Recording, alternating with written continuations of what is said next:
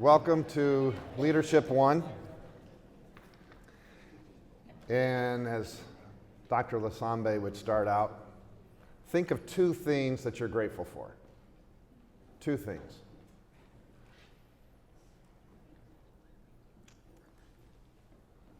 And while you're thinking of those two things, think of one thing today that you're looking forward to. Now, if I was Kay, I'd say now go into your tables and share, but I'm not going to do that, okay? Instead, hold those thoughts. So two things. Last night I joined the School Mint Starling. If you're not doing that at all, that's fine. But it is the program that we're offering teachers, and quite frankly, I think it should be everyone in our district, in regards to start to reflect where you are, stress, where the levels of stress are, where your mental health, where you're sitting today. So I did that last night. It's about 30 minutes. I want to follow up with a couple of the modules and follow up then. It's not too late, by the way, to sign up. As I'm out and about, I don't care whether we're educators in the business of education or whether we're in the world of for-profit, what have you. People are stressed. We all know it. We see it in student behavior. We see it even in our own behavior. So we need to start to understand where we are, and now I'm sounding like Liz a bit, understanding where we are today and how we can start to navigate and start to do some self-reflection and to control where our levels of anxiety and what are those things that are triggers. So every day, my wife Janet asks me, what are two things you're grateful for? So, you run through your family, you do that sort of thing, but that gets sort of old. But I'm driving here and I'm like, I'm grateful Myers is going to open soon. So I don't have to go to Kroger's or wherever. Myers is very close to where we live. So I'm grateful for that.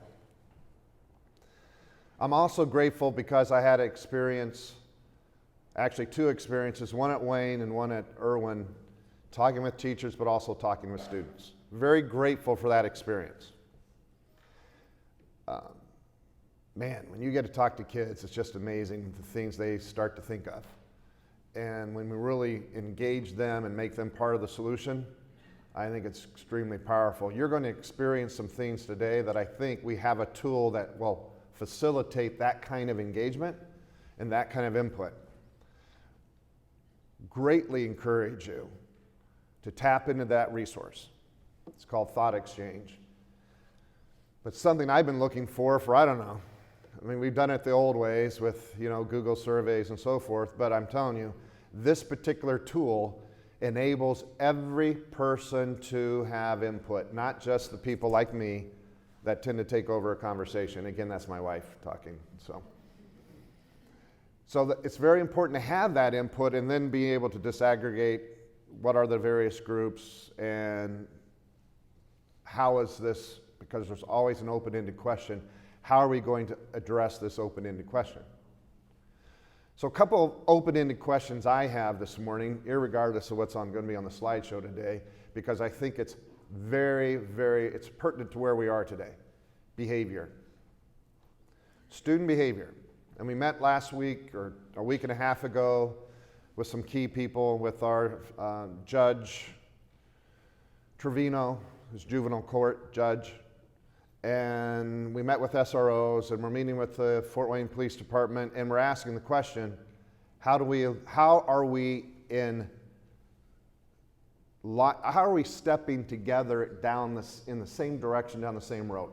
How are we synchronized in what is the juvenile detention system, what is it doing versus what are we doing? And quite frankly, how do we flip this? How do we address behavior that is extreme and identify what that behavior is, and we have a consistent way to address it across FWCS. I mean, wouldn't it be amazing if we also included our parents in this? Because we know we have to have a learning environment in our classrooms. Number one. No matter what we're doing, all the good deeds, all the wonderful things, all the wonderful programs, all these things, they will fall flat if we don't have a learning environment in our classrooms.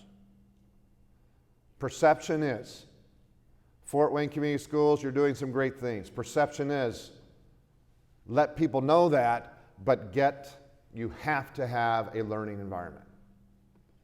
And again, I'm at Wayne High School, and I'm looking like, oh my gosh, this is like an international conference. The diversity that sits in our buildings, it's amazing. It's something to embrace.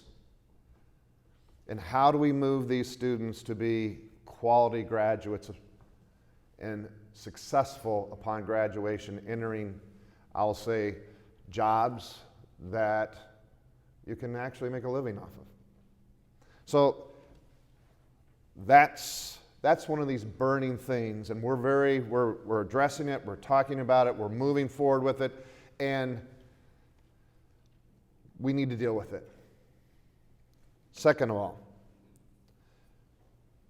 personnel. Personnel, the shortage of personnel is not going to magically go away. So what I'm reading is 25% of the market is going to stay remote. 25%. So, yes, we have a virtual school. We're examining the effectiveness of the virtual school, but maybe that's part of the virtual school as part of the behavior solution. I don't know. But let's put everything on the table and ask ourselves, what are we doing to bring new employees to FWCS, and what are we doing to retain our current? So retention is just as important as finding new. And quite frankly, we've been challenging ourselves on this front in regards to flexibility. Flexibility in our marketplace. So talking with Mary yesterday at Irwin, and she was saying, what if we'd have some teachers come in at 8 o'clock and work 8 to 4 on Tuesdays, Thursdays, and they do an extended session for those students after school that need assistance in literacy and reading. And she goes, it wouldn't cost the district anything, it's just being flexible on when they start. I thought, my gosh, great idea, duh, why didn't we think about that? We don't need ESSER dollars to do that. We just need creativity. And would teachers be willing to do that, to flex?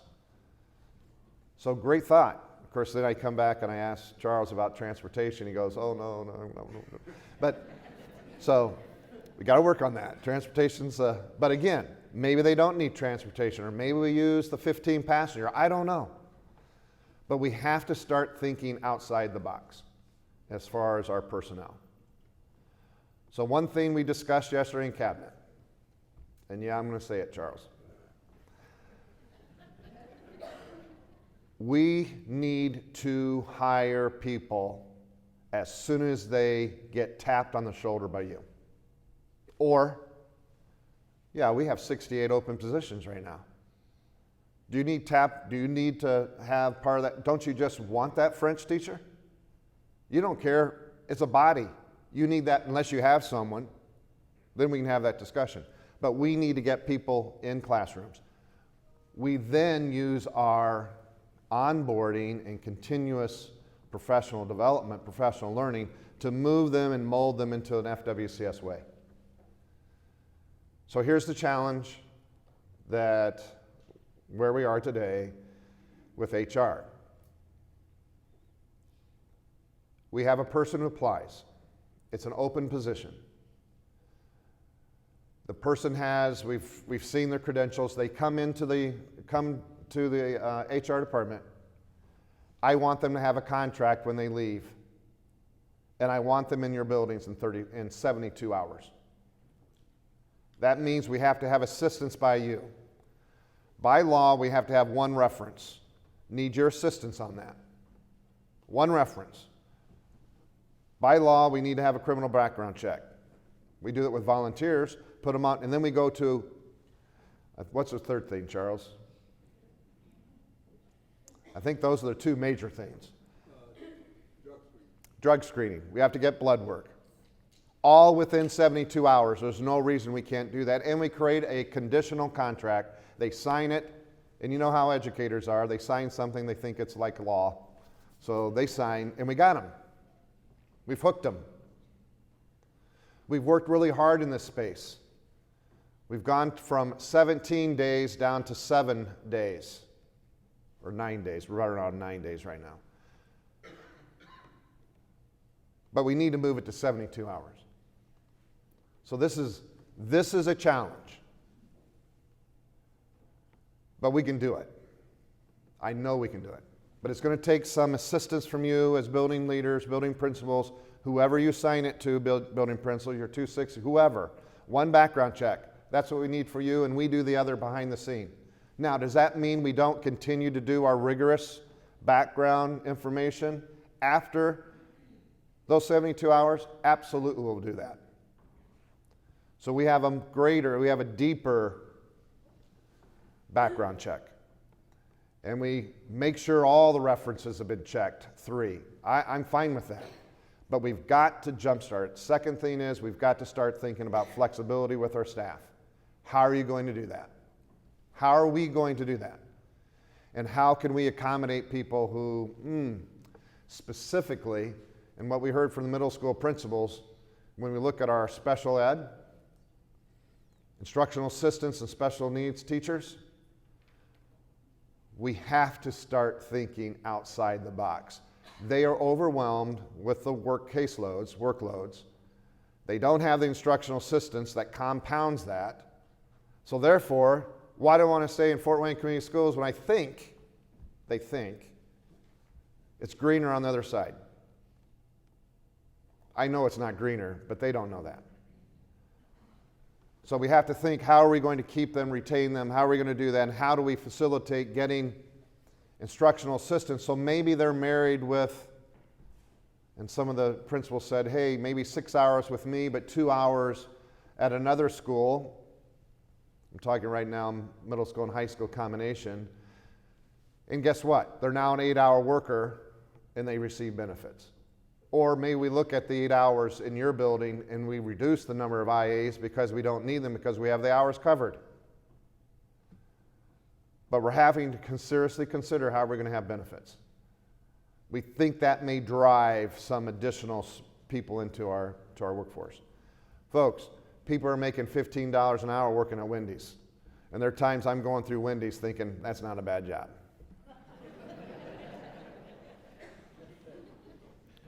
So, gratitude, behavior, personnel, those are the things, the latter two are keeping us up at night, right? But how do we handle it? We need some mental health wellness. We need it. Our kids need it, but we need it too. So, your one assignment for me today is take that back to your staff and remind them, hey, there's this opportunity. It's called Starling. I received it from my wellness coach. And yeah, I didn't make the first meeting last week because I had something going on. I think it was a IU basketball game. But anyway, didn't make it. So I can make this up though. So they said, no problem, you can make it up. So, but I think it's from seeing it in firsthand, I do believe it can benefit us all. It can benefit us all. So with that said, here's what we're after today. And we're going to have a lot of our tech ed folks here to help us with what are we doing with data, and I don't really need to explain what you see up on the screen. Challenge though is, and I'm on a broken record, literacy, numeracy, and wellness. And we're at the point now where literacy has moved to the very top of this agenda. And quite frankly, if our students aren't reading at grade level, we need to stop doing what we're doing and make it so. Stop what we're doing and make it so. So I've asked people, how long does it take a sixth grader who's reading at second grade level? How many hours does it take to move them to functional literacy? Of course, I had to Google functional literacy and see what that actually meant, which, by the way, they're international standards, they're United States standards, they're all over the board, but basically it's saying they can function in the world and read basic contracts and read basic magazines, those sorts of things, and they can handle basic numeracies, basic numbers. Okay. Let's define what that is for FWCS, and let's move in that direction, and let's make it so. And I know we're using summer school format, but you look at Hattie's research, and summer schools are not, Hattie would say that's not effective. But we're trying it. We're going to try to figure this out. It's going to be very difficult to get students to come back to summer school. But we're going to push it hard. But probably now leaning more towards what are we doing before school or after school, during the school year, and focusing on that.